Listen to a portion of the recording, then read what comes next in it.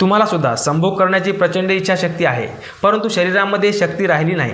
तुमच्या मानसिक ताणतणावामुळे तुम्हाला संभोग करण्याची इच्छा होत नाही। शुक्रधातू शुक्राणू हे कमजोर झालेले आहेत।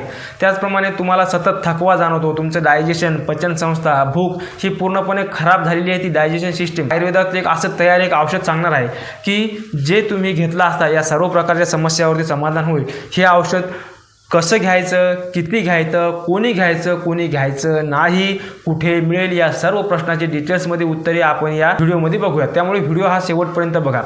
हे जे या पूर्ण प्रॉब्लेमवरती चालणारं जे काही औषध आहे त्याला आयुर्वेदामध्ये द्राक्षासव असं म्हटलं गेलं आहे। तर आसव म्हणजे काय? एक प्रकारच्या फर्मेंटेशन प्रोसेसमधून तयार केलेले औषधी। त्याच्यामध्ये कुमारी आसव, कनक आसव, द्राक्षासव असे विविध प्रकारच्या औषधी तयार केलेले असतात। वेगवेगळ्या आजारावरती वेगवेगळ्या चालतात। तर विशेष करून शक्तिवर्धक, आपले डायजेशन, झोप व्यवस्थित करणारं, गट हेल्थ चांगलं करणारं एक द्राक्ष आसव नावाचं एक औषध आहे।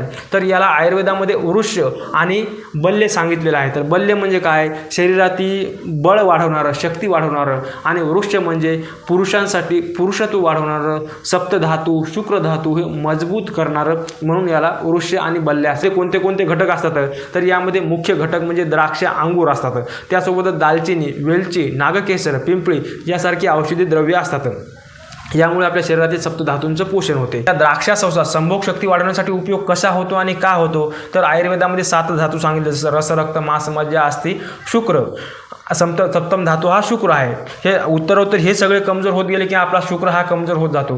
आणि त्या सर्वांचा मुख्य मुळाशी जो असतो तो रस धातू, हा अन्नापासून, अन्नाचं व्यवस्थित पचन झालं की रस बनतो। रस जर चांगला बनला त्यापासून रक्त बनते। आणि उत्तरोत्तर 7वा धातू जो शुक्र तो उत्तम प्रकारचा बनतो। आणि सप्तधातू हा योग्य प्रकारे असेल तर शरीर आपलं व्यवस्थित चालत असते।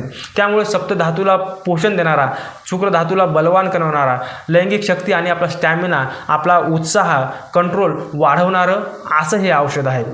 आजकाल प्रत्येकाला फास्टमध्ये यशस्वी व्हायचे आहे आणि प्रचंड कामाचा ताणतणाव आपल्या डोक्यावरती, शरीरावरती वाढत आहे। त्यामुळे रात्री व्यवस्थित झोप येत नाही। आणि व्यवस्थित झोप येण्यासाठी, शरीरामध्ये उत्साह, एनर्जी जाणवण्यासाठी, रात्री शरीर साथ देत नाही, त्यासाठी हे उत्तम प्रकारचे एनर्जी बूस्टर, ब्लड सर्क्युलेशन व्यवस्थित करणारं, त्याचप्रमाणे आपल्याला व्यवस्थित इरेक्शन आणणारं, म्हणून सुद्धा या द्राक्षासवचा फायदा होऊ शकतो। संभोग शक्ती कमी करणारं सर्वात महत्त्वाचं कारण म्हणजे मानसिक ताणतणाव, स्ट्रेस। ज्याप्रमाणे आपली जी मदिरा असते म्हणजे दारू असते ती घेतल्यानंतर ज्याप्रमाणे एकदम शरीर रिलॅक्स होते, त्याला कसल्याही प्रकारचा ताणतणाव येत नाही, त्याप्रमाणे ही एक प्रकारची आयुर्वेदिक मदिराच, दारूच आहे।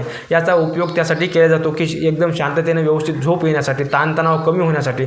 त्यामुळे आपल्याला परफॉर्मन्स एन्झायटी येत नाही, त्यामुळे आपला परफॉर्मन्स सुधारतो, मज्जा संस्थेला शांत करते, मनाला प्रसन्न ठेवते, घेतलं की असं एकदम हॅपीनेस वाटतो। त्याचप्रमाणे या सर्वांच्या मुळाशी जी असते ते आपलं डायजेशन म्हणजे पाचन शक्ती ही खराब झालेली आहे। व्यवस्थित भूक लागत नाही, खाल्लेल्या अन्नाचं व्यवस्थित पचन होत नाही, त्याच्यामुळे व्यवस्थित पोट साफ होत नाही। त्यामुळे ज्या माणसाचं पोट खराब आहे त्याला संभोगाची इच्छा होऊच शकत नाही, कारण की तो पोटानेच परेशान आहे। सगळी त्याची एनर्जी पोटावरच लागते की मळ बाहेर काढण्यासाठी।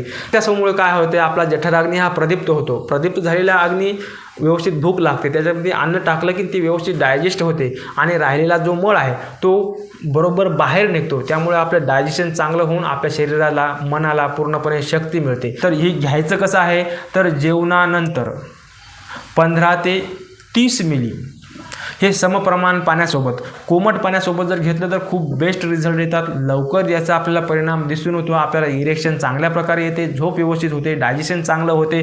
त्याच्यामुळे या सर्व गोष्टीमुळे आपला स्टॅमिना आणि शक्ती वाढत जाते। त्यासोबत घ्यायचं कोणी नाही, ज्या लोकांना शुगर आहे, ज्यांचे शुगर वाढते, त्यामुळे त्या लोकांनी जास्त करून याचा उपयोग करू नये। ज्या लोकांनी ॲसिडिटी आहे त्यांनी फक्त उपाशी पोटी घेऊ नये, जेवण केल्यानंतर घेतलं तर त्यांना चांगल्या प्रकारे जमू शकते।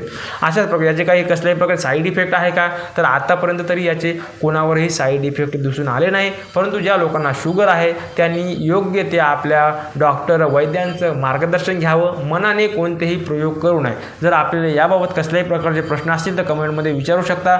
आपल्याला कसल्याही प्रकारच्या पर्सनल सल्ल्यासाठी दिलेल्या व्हॉट्सअप नंबरवरती आपण फक्त मॅसेज करावा।